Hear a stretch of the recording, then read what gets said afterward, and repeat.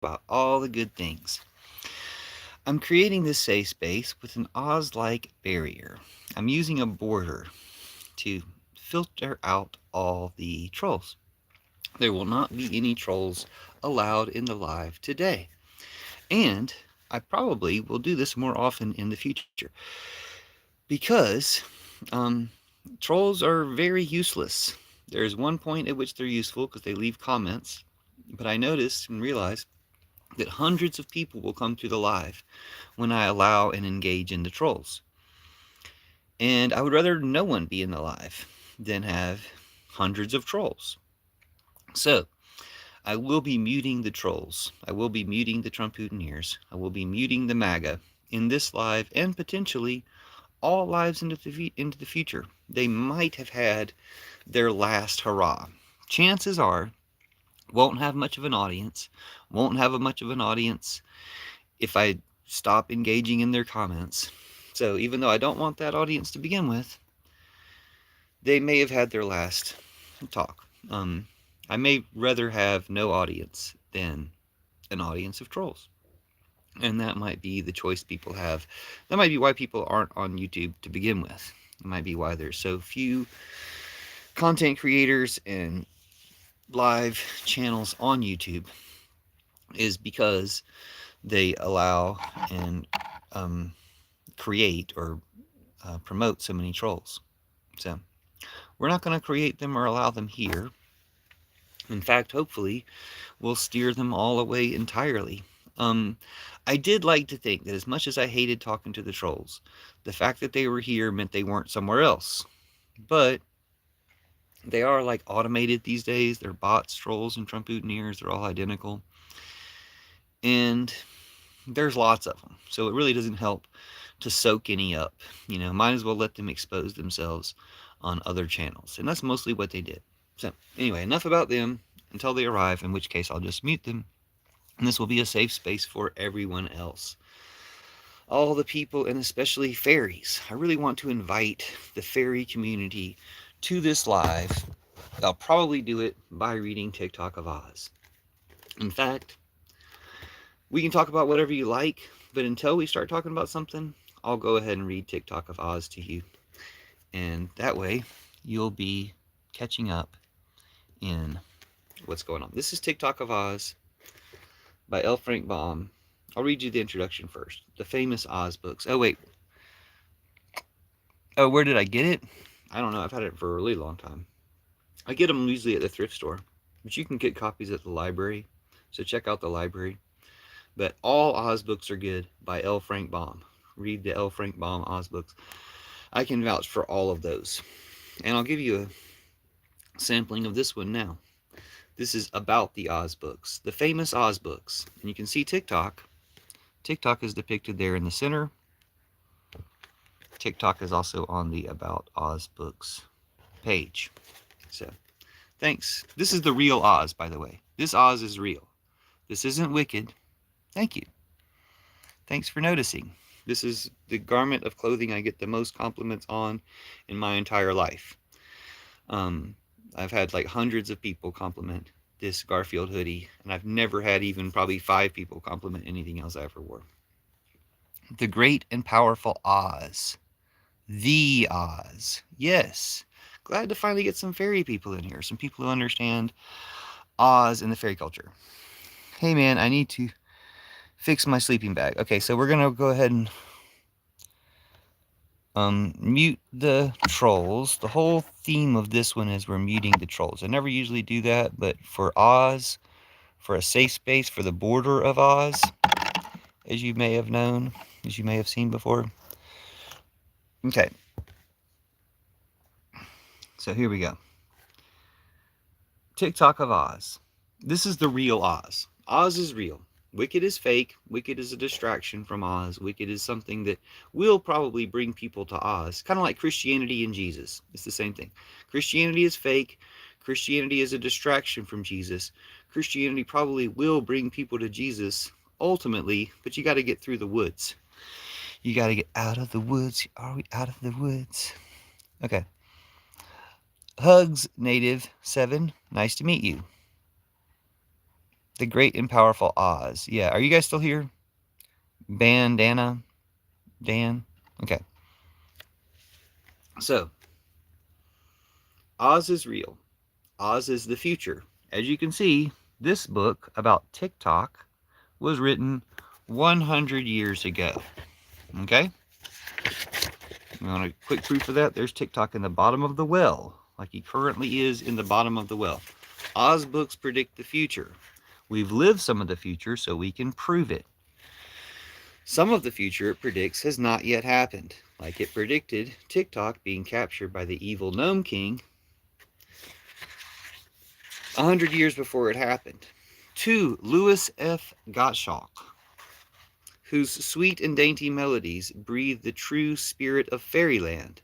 This book is affectionately dedicated, The True Spirit of Fairyland, because it's a true place. Copyright 1914, L. Frank Baum.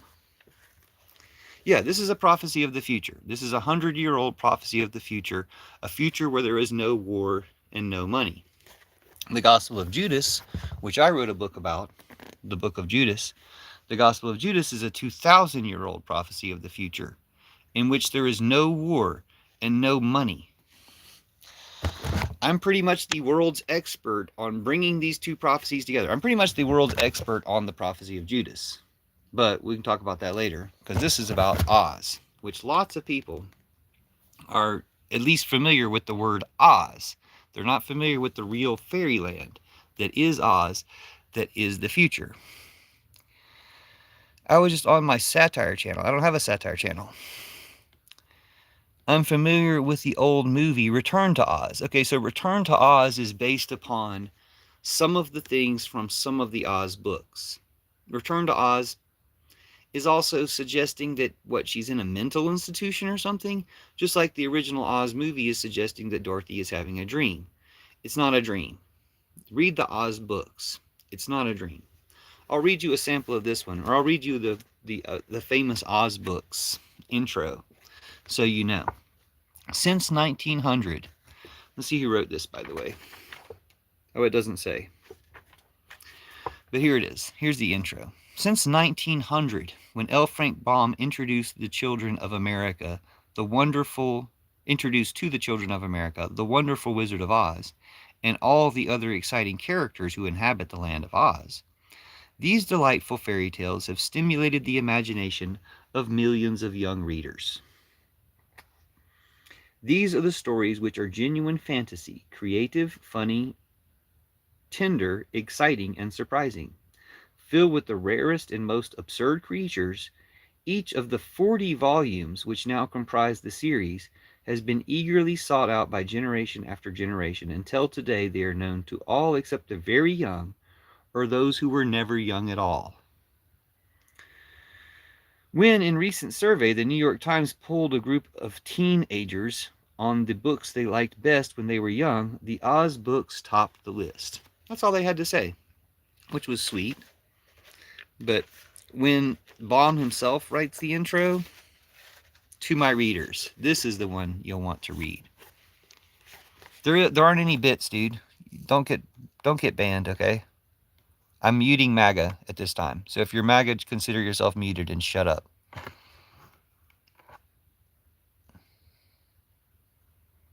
Be psychic, though. There's nothing wrong with being psychic. It's not going to hurt you. To my readers, the very marked success of my last year's fairy book, The Patchwork Girl of Oz, which is the Patchwork Girl of Oz has the best dismantling of the prison industrial complex in all of writing. I mean, maybe there's something better. Let me know if you think something might be better. But The Patchwork Girl of Oz. Check out The Patchwork Girl of Oz. Now being made into a comic book or a graphic novel. So this is Baum writing to his readers. The very marked success of my last year's fairy book, The Patchwork Girl of Oz, convinces me that my readers like Oz stories best of all. It's true. We do like Oz stories best of all. As one little girl wrote me. So here, my dears, is a new Oz story, in which is introduced and so forth, the Queen of Oogaboo, whom TikTok assisted in conquering our old acquaintance, the Gnome King. It also tells of Betsy Bobbin, and how, after many adventures, she finally reached the marvelous land of Oz. There is a play called The TikTok Man of Oz, but it is not like this story, TikTok of Oz. Although some of the adventures recorded in this book, as well as those in several other Oz books, are included in the play. Those who have seen the play, and those who have read the other Oz books, will find in this story a lot of strange characters and adventures that they have never heard of before. In the letters I receive from children, there has been an urgent appeal for me to write a story that will take Trot and Captain Bill to the land of Oz. Think about how much more kids 100 years ago knew about stuff than you did. Sorry, I have to mute the troll.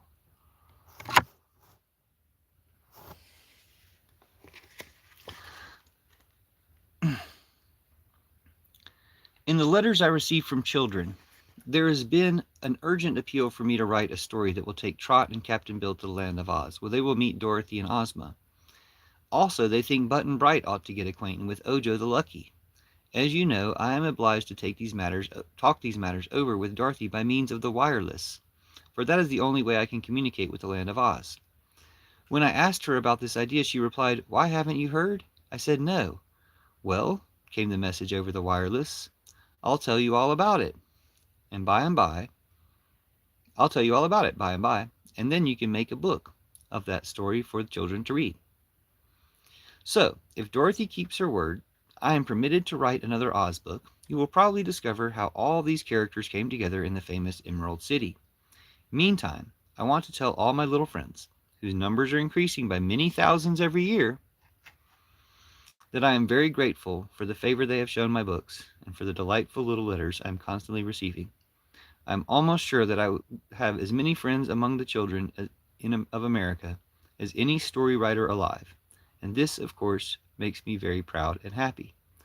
L. Frank Baum, Oscott, at Hollywood, in California, 1914. So, sorry about the troll. I should have. It's dumb that people want to mean. It's true, and they're trolls. They're Trump-Putineers. In this case, they're Nazis and pedophiles. They're the worst people that have ever lived. So they're mean. Being mean is one of the least of their problems. The list of chapters has that cute character peeking over the top. See if I can show you guys some more of the art. The famous Oz books up to this point included The Wizard of Oz, The Wizard of Oz, The Land of Oz, Ozma of Oz, Dorothy and the Wizard of Oz, The Road to Oz, The Emerald City of Oz, The Patchwork Girl of Oz, TikTok of Oz, The Scarecrow of Oz, Rick and Tinker Oz, The Lost Princess of Oz, The Tin Woodman of Oz, The Magic of Oz, and Glinda of Oz. Actually, those are all the Oz books by L. Frank Baum. By Ruth Plumley Thompson at that time, and I haven't read any of these, and I need to. The Royal Book of Oz, Kabumpo in Oz, The Cowardly Lion of Oz, Grandpa in Oz, The Lost King of Oz, The Hungry Tiger of Oz, The Gnome King of Oz, The Giant Horse of Oz, Jack Pumpkinhead of Oz, The Yellow Knight of Oz, Pirates in Oz, The Purple Prince of Oz, Ojo in Oz, Speedy in Oz, The Wishing Horse of Oz, Captain Salt in Oz, Handy Mandy in Oz, The Silver Princess in Oz, Ozoplaning with the Wizard of Oz. And the ones by John Arneal include The Wonder City of Oz, Scalawagons of Oz, and Lucky Bucky in Oz. The Oz books by Jack Snow include The Magical Mimics in Oz and The Shaggy Man of Oz. And the one by Rachel R. Crossgrove is The Hidden Valley of Oz. And by Eloise Jarvis McGraw and Lauren McGraw Wagner is The Merry-Go-Round in Oz. I need to look up all of those. The Royal Book of Oz, I had heard, was actually written by L. Frank Baum and then put together by Ruth Plumley, or finished by Ruth Plumley. So that's one I've definitely been interested in reading. There's TikTok and Hank and Betsy Bobbin, I believe.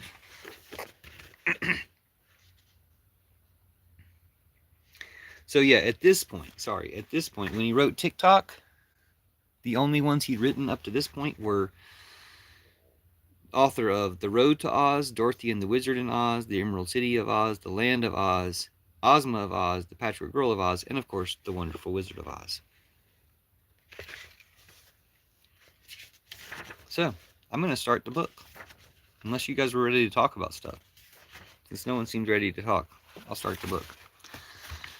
This is TikTok on Hank and Queen Anne. Queen Anne, so forth. Chapter 1, Anne's Army. I won't, cried Anne.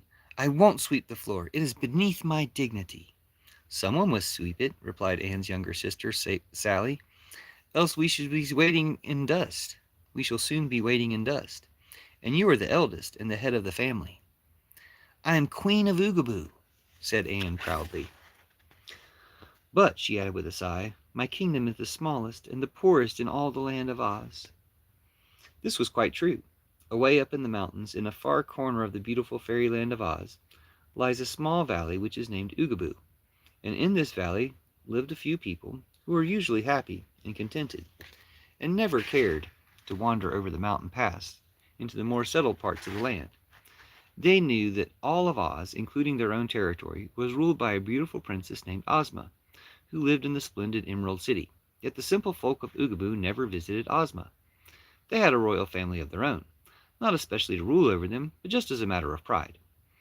Ozma permitted the various parts of her country to have their kings and queens and emperors and the like, but all were ruled over by the lovely girl queen of the Emerald City.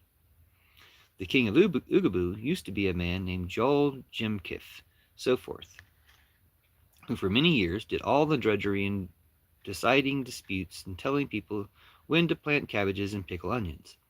But the king's wife had a sharp tongue and small respect for the king, her husband. Therefore, one night, King Jol crept over the pass into the land of Oz and disappeared from Oogaboo for good and all. The queen waited a few years for him to return, and then started to search for him, leaving her eldest daughter, and so forth, to act as queen.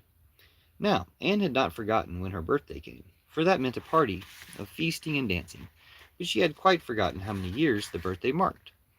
In a land where people live always, that is not considered cause for regret, so we must justly say that Queen Anne of Oogaboo was old enough to make jelly, and let it go at that.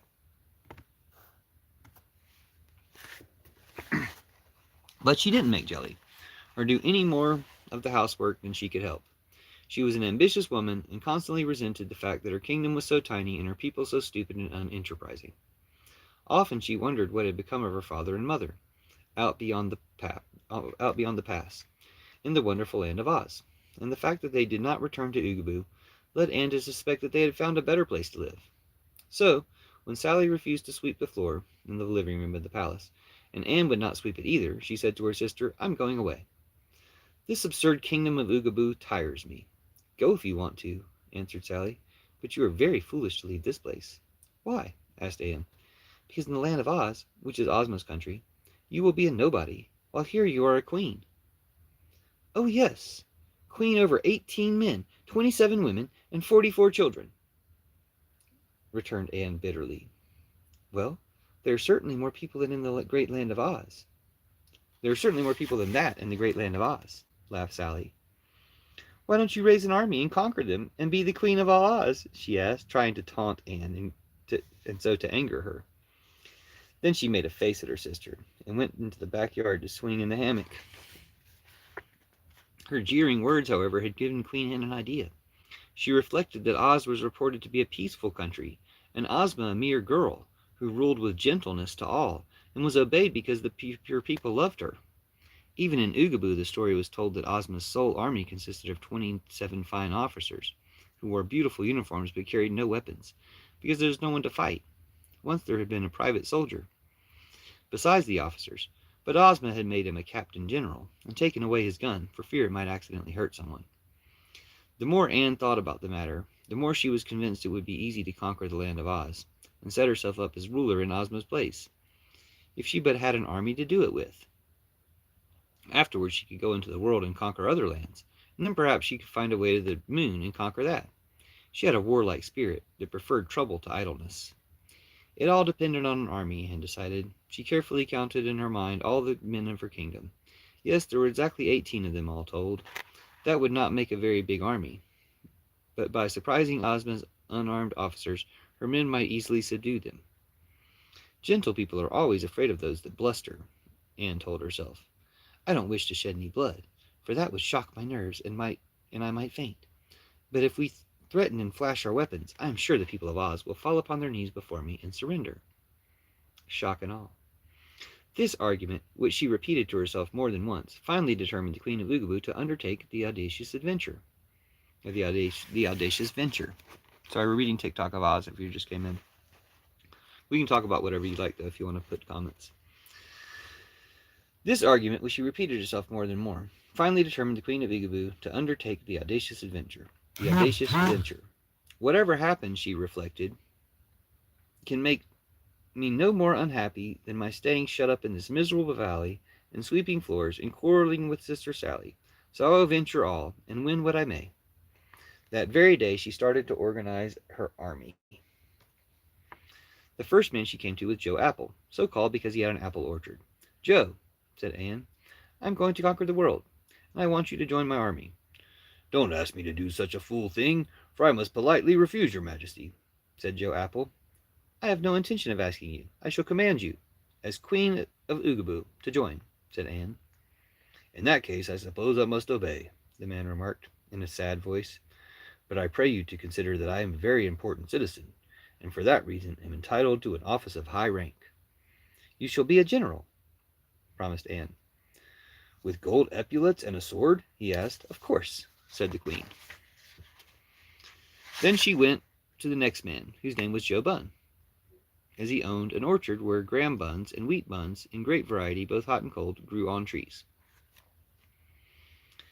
Joe, said Anne, I'm going to conquer the world, and I command you to join my army. Impossible, he exclaimed. The bun crop has to be picked. Let your wife and children do the picking, said Anne. But I'm a man of great importance, your majesty, he protested. For that reason you shall be one of my generals, and wear a cocked hat with a gold braid, and curl your mustaches and clank a long sword, she promised. So he consented, although sorely against his will, and the Queen walked to the next cottage. Here lived Joe Cone, so called because the trees in his orchard bore crops of excellent ice cream cones. Joe, said Anne, I'm going to conquer the world, and you must join my army. Excuse me, please, said Joe Cone.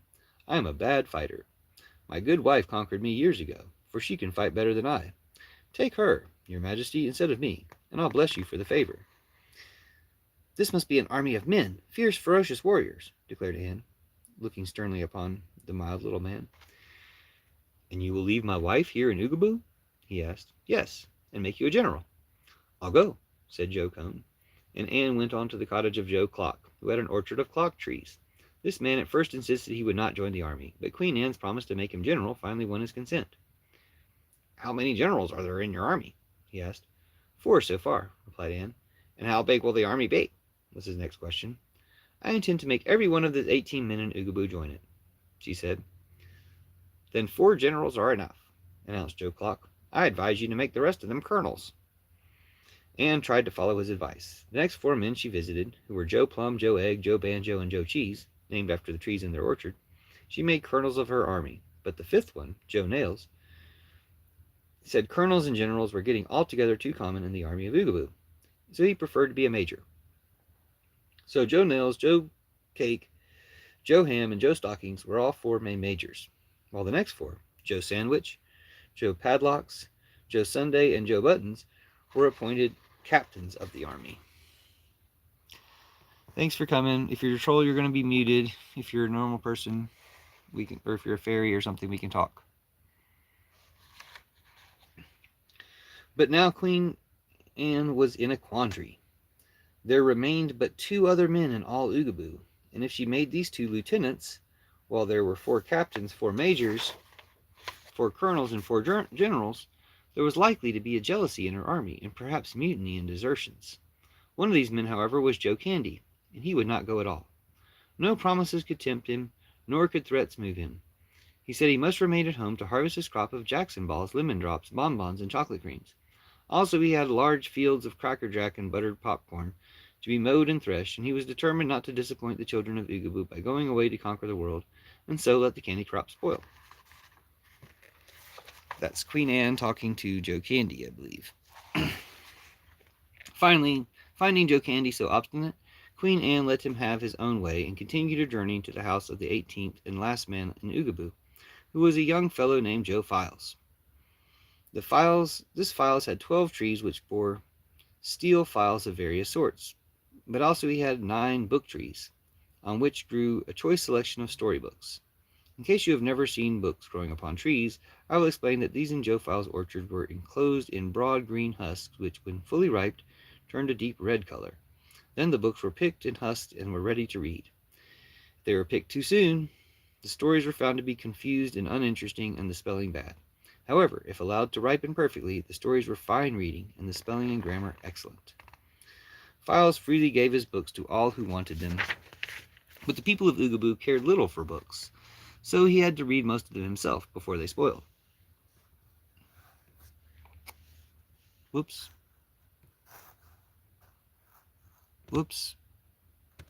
There we go.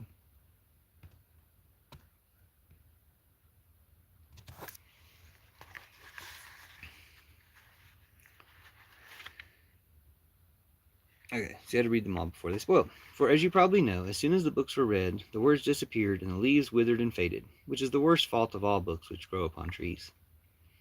When Queen Anne spoke to this young man Files, who was both intelligent and ambitious, he said he thought it would be great fun to conquer the world. But he called her attention to the fact that he was far superior to other men of her army. Therefore, he would not be one of her generals or colonels or majors or captains, but claimed the honor of being sole private. Anne did not like this idea at all. I hate to have a private soldier in my army, she said. They're so common. I am told that Princess Ozma once had a private soldier, but she made him her captain general, which is good evidence that private was unnecessary. Ozma's army doesn't fight, returned Files. But your army must fight like fury in order to conquer the world. I have read in my books that it is always the private soldiers who do the fighting, for no officer is ever brave enough to face the foe. Also, it stands to reason that your officers must have someone who is to command, and to issue their orders to. Therefore, I'll be the one. I long to slash and slay the enemy and become a hero. Then, when we return to Oogaboo, I'll take all the marbles away from the children and melt them up and make a marble statue of myself for all to look upon and admire. Anne was much pleased with Private Files. He seemed indeed to be such a warrior as she needed in her enterprise, and her hopes of success took a sudden bound when Files told her he knew where a gun tree grew, and would go there at once and pick the ripest and biggest musket the tree bore. There's the gun tree. Chapter 2, Out of Oogaboo. If y'all want to talk, we can talk. Until then, I'll read. That's the army marching out of Oogaboo. That's what we'll find out. 3 days later, the grand army of Oogaboo assembled in the square in front of the royal palace. The 16 officers were attired in gorgeous uniforms and carried sharp, glittering swords. The private had picked his gun, and although it was not a very big weapon, Files tried to look fierce, and succeeded so well that all his commanding officers were secretly afraid of him. The women were there, protesting that Queen Anne and so forth had no right to take their husbands or fathers from them, but Anne commanded them to keep silent, and that was the hardest order to obey they had ever received. The queen appeared before her army, dressed in an imposing green uniform of green, covered with gold braid. She wore a green soldier cap with a purple plume in it, and looked so royal and dignified that everyone in Oogaboo except the army was glad she was going. The army was sorry she was not going alone. "Form ranks," she cried in her shrill voice. Sally leaned out of the palace window and laughed. "I believe your army can run better than it can fight," she observed. "Of course," replied General Bunn proudly. "We're not looking for trouble, you know, but for plunder. The more plunder and the less fighting we get, the better we shall like our work." "For my part," said Files, "I prefer war and carnage to anything. The only way to become a hero is to conquer. And the storybooks all say that the easiest way to conquer is to fight." "That's the idea, my brave man," agreed Anne. "To fight is to conquer, and to conquer is to secure plunder, and to secure plunder is to become a hero. With a noble determination to back me, the world is mine. Goodbye, Sally. When we return, we shall be rich and famous. Come, generals, let us march." At this the generals straightened up and threw out their chests. Then they swung their glittering swords in rapid circles and cried to the colonels, "Forward, march!" Then the colonels shouted to the majors, "Forward, march!" Then the majors yelled to the captains, "Forward, march!" Then the captains screamed to the private, "Forward, march!" So Files shouldered his gun and began to march, and all the officers followed after him.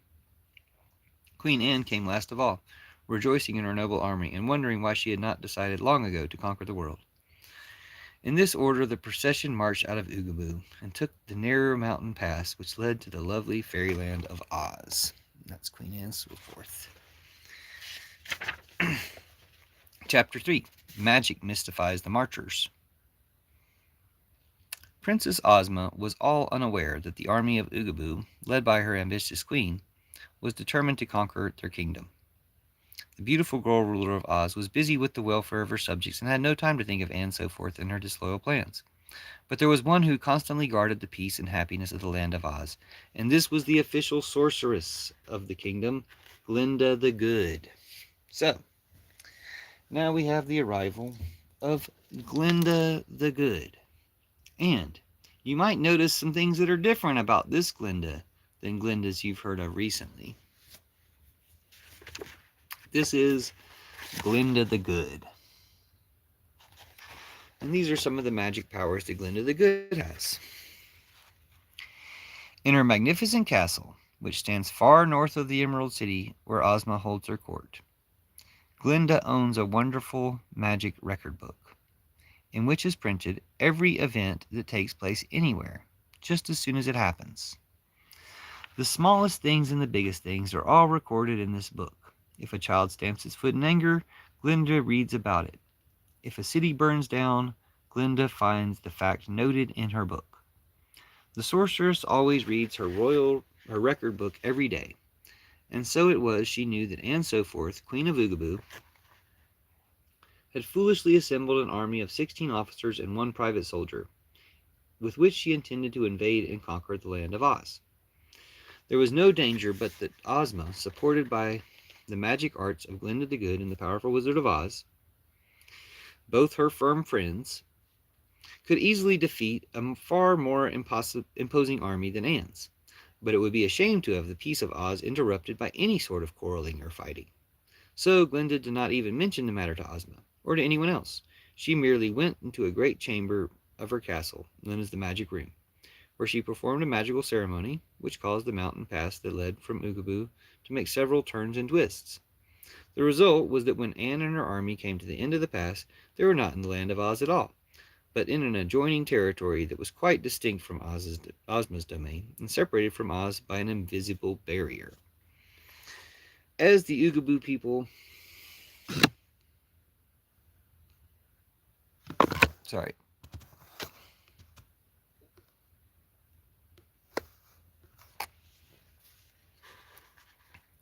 As the Oogaboo people emerged into this country, the pass they had traversed disappeared behind them, and it was not likely that they would ever find their way back into the valley of Oogaboo. They were greatly puzzled indeed by their surroundings and did not know which way to go. None of them had ever visited Oz, so it took them some time to discover they were not in Oz at all, but in an unknown country. "Never mind," said Anne, trying to conceal her disappointment. "We have started out to conquer the world, and here is part of it. In time, as we pursue our victorious journey, we will doubtless come to Oz, but until we get there, we may as well conquer whatever land we find ourselves in." "Have we conquered this place, Your Majesty?" anxiously inquired Major Cake. "Most certainly," said Anne. "We have met no people as yet, but when we do, we will inform that they are our slaves. And afterward we will plunder them and their possessions," added General Apple. "They may not possess anything," objected Private Files, "but I hope they will fight us just the same. A peaceful conquest wouldn't be any fun at all." "Don't worry," said the Queen. "We can fight, whether our foes do or not, and perhaps we would find it more comfortable to have the enemy surrender promptly." It was a barren country, and not very pleasant to travel in. Moreover, there was little for them to eat, and as the officers became hungry, they became fretful. Many would have deserted had they been able to find their way home. But as the Oogaboo people were now hopelessly lost in a strange country, they considered it more safe to keep together than to separate. Oh, hello. Nice to see you, Abdul. I'm good. Just reading TikTok of Oz. We can talk about stuff, though, if you want. I was just reading until people had stuff to say. Queen Anne's temper, never very agreeable, became sharp and irritable as she and her army tramped over the rocky roads, without encountering either people or plunder. She scolded her officers until they became surly, and a few of them were disloyal enough to ask her to hold her tongue. Others began to reproach her for leading them into the difficulties, and in the space of 3 unhappy days every man was mourning for his orchard and pretty valley of Oogaboo. Files, however, proved a different sort. The more difficulties he encountered, the more cheerful he became. The sighs of the officers were answered by the merry whistle of the private. His pleasant disposition did much to encourage Queen Anne, and before long she consulted the private soldier more often than she did his superiors. It was on the 3rd day of their pilgrimage that they encountered the first adventure. Toward evening the sky was suddenly darkened, and Major Nails exclaimed, "A fog is coming towards us." "I do not think it is a fog," replied Files, looking with interest in the approaching cloud. "It seems to me more like the breath of a rack." "What is a rack?" asked Anne, looking about fearfully. "A terrible beast with a horrible appetite," answered the soldier, growing paler than usual. "I have never seen a rack, to be sure, but I have read of them in the storybooks that grew in my orchard, and if this is indeed one of their fearful monsters, we are not likely to conquer the world." Hearing this, the officers became quite worried and gathered closer about their soldier. "What is the thing like?" asked one. "The only picture of a rack I ever saw in a book was rather blurred," said Files, "because the book was not quite ripe when it was picked. But the creature can fly in the air and run like a deer and swim like a fish. Inside its body is a glowing furnace of fire, and the rack breathes in the air and breathes out smoke, which darkens the sky for miles around, wherever it goes. It's bigger than 100 men and feeds on any living thing." The officers now began to groan and tremble, but Files tried to cheer them, saying, "It may not be a rack after all that we see approaching us. And you must not forget that the people of Oogaboo, which is part of the fairyland of Oz, cannot be killed." "Nevertheless," said Captain Buttons, "if a rat catches us and chews us up into small pieces and swallows us, what will happen then?" "Then each small piece will still be alive," declared Files. "I cannot see how that would help us," wailed Colonel Banjo. "A hamburger steak is a hamburger steak, whether it is alive or not." "I tell you, this may not be a rack," persisted Files. "We will know, when the clouds get nearer, whether it's the breath of a rack or not. If it has no smell at all, it's probably a fog. But if it has an odor of salt and pepper, it's a rack, and we must prepare for a desperate fight." They all eyed the dark cloud fearfully. Before long it reached the frightened group and began to envelop them. Every nose sniffed the cloud, and every one detected the odor of salt and pepper. "The rack!" shouted Private Files. With a howl of despair, 16 officers fell to the ground, writhing and moaning in anguish. Queen Anne sat down upon the rock and faced the cloud more bravely, although her heart was beating fast. As for Files, he calmly loaded his gun and stood ready to fight the foe, as a soldier should. They were now in absolute darkness, for the cloud which covered the sky as setting sun was black as ink. Then, through the gloom appeared 2 round, glowing balls of red, and Files at once decided these must be the monster's eyes. He raised his gun, took aim, and fired. There were several bullets in the gun, all gathered from an excellent bullet tree in Oogaboo, and they were big and hard. They flew towards the monster and struck it, and with wild, weird cry, the rat came fluttering down, and its huge body fell plump upon the forms of the 16 officers, who thereupon screamed louder than before. There he is, shooting his gun. "Badness me," moaned the rack. "See what you've done with that dangerous gun of yours?" "I can't see," replied Files, "for the cloud formed by your breath darkens my sight." "Don't tell me it was an accident," continued the rack reproachfully, as it still flapped its wings in a helpless manner. "Don't claim you didn't know the gun was loaded, I beg of you." "I don't intend to," replied Files. "Did the bullets hurt you very badly?" "One has broken my jaw, so that I can't open my mouth. You will notice that my voice sounds rather harsh and husky, because I have had to talk with my teeth set close together. Another bullet broke my left wing, so that I can't fly, and still another broke my right leg, so that I can't walk. It was the most careless shot I've ever heard of." "Can't you manage to lift your body from off my commanding officers?" inquired Files. "For their cries I'm afraid your great weight is crushing them." "I hope it is," growled the rack. "I want to crush them, if possible, for I have a bad disposition. If only I could open my mouth, I'd eat all of you, although my appetite is poorly this warm weather." With this, the rat began to roll its immense body sideways, so as to crush the officers more easily. But in doing this, it rolled completely off from them, and the entire 16 scrambled to their feet and made off as fast as they could run. Hello, Jay.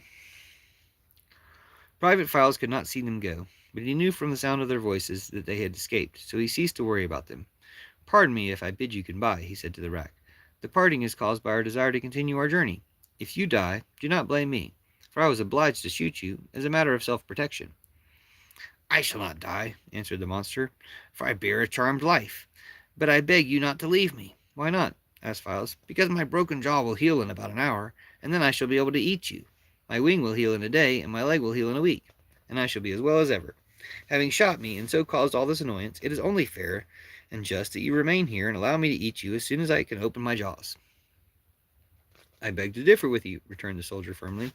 "I have made an engagement with Queen Anne of Oogaboo to help her conquer the world, and I cannot break my word for the sake of being eaten by a rat." "Oh, that's different," said the monster. "If you've an engagement, don't let me detain you." So Files felt around in the dark and grasped for the hand of the trembling queen, whom he led away from the flapping, sighing rat. They stumbled over the stones for a way, but presently began to see dimly the path ahead of them, as they got farther and farther away from the dreadful spot where the wounded monster lay. By and by they reached a little hill that could see the last rays of the sun flooding a very pretty valley beyond, for they had passed beyond the reach of the cloudy breath of the rat. Here were huddled the 16 officers, still frightened and panting from their run. They halted only because it was impossible for them to run any further. Queen Anne gave them a severe scolding for their cowardice, and at the same time praising Files for his courage. "We are wiser than he, however," muttered General Clock, "for by running away we are now able to assist your Majesty in conquering the world, whereas had Files been eaten by the rat, he would have deserted your army." After a brief rest they descended into the valley, and as soon as they were out of sight of the rat, the spirits of the entire party rose quickly. Just at dusk they came to a brook, on the banks of which Queen Anne commanded them to make camp for the night. Each officer carried in his pocket a tiny white tent. This, when placed upon the ground, quickly grew in size until it was large enough to permit the owner to enter it and sleep within its canvas walls. Files was obliged to carry a knapsack in which was not only his own tent but an elaborate pavilion for Queen Anne, besides a bed and a chair and a magic table. This table, when set upon the ground in Anne's pavilion, became of a large size, and in a drawer of the table was contained the Queen's supply of extra clothing, her manicure and toilet articles, and other necessary things. The royal bed was the only one in the camp, the officers and privates sleeping in hammocks attached to their tent poles. There was also in the knapsack a flag bearing a royal emblem of Oogaboo, and this flag Files flew upon its staff every night to show that the country they were in had been conquered by the Queen of Oogaboo. So far, no one but themselves had seen the flag, but Anne was pleased to see it flutter in the breeze and considered herself already a famous conqueror. And then we get to Chapter 4. Hello, Outlaw. Betsy braves with the billows. So we'll come back to Chapter 4. Let's talk for a minute. Thanks, Outlaw. I'm okay. I'm talking about how we need to stop Trump from kidnapping all these babies. Trump's trying to take citizenship away from babies in America. And when he takes their citizenship away, what's he going to do? Is he going to have a stack of citizenships? No, he's going to kidnap the babies. And why is Trump trying to kidnap the babies? For his sex trafficking rings. He's a sex trafficker, right? Yeah, that damn Nazi. And look at all these Nazis who aren't even talking about it. Who's talking about Trump going to kidnap babies?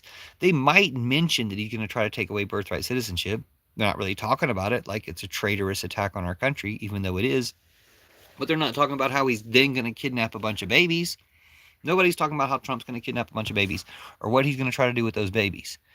Now, the Supreme Court's going to help him kidnap those babies. We need to be talking about what the consequences are going to be for Trump trying to kidnap all these babies and sex traffic them. We need to stop him from doing it. We need to stop the Supreme Court from letting him do it. And we need to stop all his little minions cheering him on, kidnapping babies. If we're going to take the citizenship away from anybody, we should take the citizenship away from all MAGA. We should revoke the citizenship of everyone who even thought about taking citizenship away from babies. So that's my other thing. And then I was reading TikTok of Oz. In the meantime, while I was waiting for people to talk with. But that wait was 45 minutes. Because, as I noticed, Net and YouTube put like 500, 600 people in my live when I was just calling out Nazis, talking shit about Trump, and talking to all the comments and stuff. But then when I decided, you know what, I'll just mute the Nazis. When Nazis show up, I'll just mute them. We won't talk to Nazis.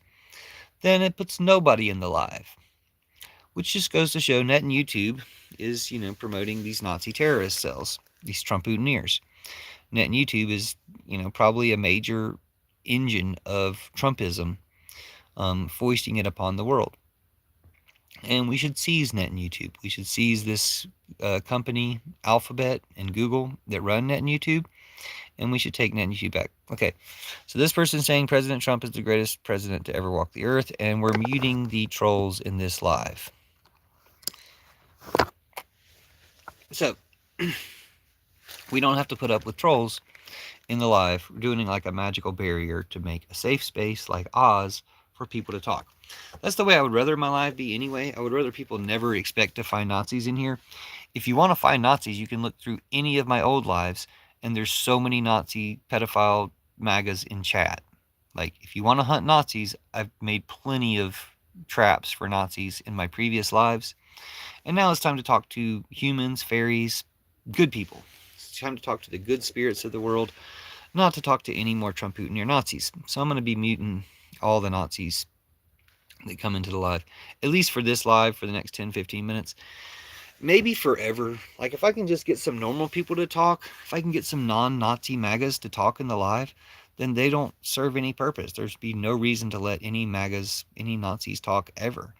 But the way lives work, having people talk or having people react is what brings more people in. So I will allow the MAGA Nazi Trumpoutineers to talk, usually, because it brings more people in. Once you bring in a few hundred people, you get around to a not pedophile MAGA Nazi. You get to somebody who's not a pedophile and MAGA Nazi after you get through a few hundred or 1,000 people. So it's nice to get a few thousand people in here so you can find one or two people who aren't Nazis. But then you find these people who are Nazis who got muted for 1 minute, so now they're getting muted for 5 minutes. Like, what do you want? Didn't I just mute you? How if I just muted you for 500, 300 seconds, did you then say something about, Anyway, these Nazis don't count, but we'll finish muting them some more. There we go. So, make a safe space for people, fairies, everyone to talk. Thinking about fairies made me want to go ahead and read TikTok of Oz. But, as you can see, not engaging with, not playing their little reindeer games with the Nazis means nobody sees your content. So, maybe I have to continue entertaining the stupid ass Nazis, entertaining the stupid MAGA Nazis. I guess I have to keep entertaining stupid MAGA Nazis to get live access, to get a live audience on Net and YouTube, because Net and YouTube is a Nazi platform. Just like Facebook, just like Twitter, just like Trump Talk now. But the point of reading TikTok is also that we save TikTok from Trump and Putin and Netanyahu. So I'll probably shut down the live since it was so unsuccessful. I mean, we did get to talk to Outlaw for a minute. We did get to talk to some normal people at the beginning of the live, and then reading TikTok was fun to do, but shows that even words that are a lot better than any words that I'm going to say, like reading TikTok, doesn't attract audience, doesn't attract comments, doesn't allow Net and YouTube to connect me to any good people. I mean, Outlaw has been here before. Maybe new good people will arrive. I would be glad to read more of TikTok in the future. I probably will. But it's like, it's for people in the future. And, by then, maybe everybody will know this stuff. We'll see. We'll see. But I would like to help people understand about the real Oz and the real truth about stuff, the real Jesus, the real truth about stuff. And Net and YouTube doesn't want people to know. Net and YouTube wants to put a bunch of trolls in here. Net and YouTube wants to make the lives like just terror cells for troll networks. But I guess we're going to stop entertaining them anyway. We're going to be muting the trolls anyway because it is better to not have an audience than to have an audience of trolls. Even when it's hundreds of trolls, they still don't amount to anything. No troll has ever contributed or helped. No Trump Putinir troll has ever contributed or helped anything in any way. So, yeah, they're necessary for working the algorithm to get to real people. And I guess, I don't know, I met my girlfriend this way. I shouldn't. But yeah, it wasn't thanks to the trolls, it was thanks to the fairies and the goddess and the ones who make these connections, despite the trolls and everything getting in the way. So I'll keep that in mind. Maybe I'll read a little bit more. Now, I'll save the next chapter for. Um, it's going to be good. Oh, we got a lot. The roses repulse the refugees. Betsy braves the billows. Oh, yes. No, we'll save Betsy braves the billows for the next time we read TikTok of Oz. I've only got about 9 minutes left of the live, but I don't even think I want to do the 9 minutes because, yeah, it didn't work so well. I mean, it's fine, but it was a lot better than the last live that had a bunch of MAGA Nazis in it. So I guess we proved that muting the Nazis works. Muting the Nazis is a preferable plan to allowing them to speak. Although, I don't know. I guess it goes both ways. Allowing the MAGA to speak. Okay, I hate MAGA Nazis. Thank you. I appreciate you being here. Let's talk for a minute because Trump's trying to kidnap a bunch of babies. Trump's been kidnapping kids, but his next stop is to kidnap a bunch of babies.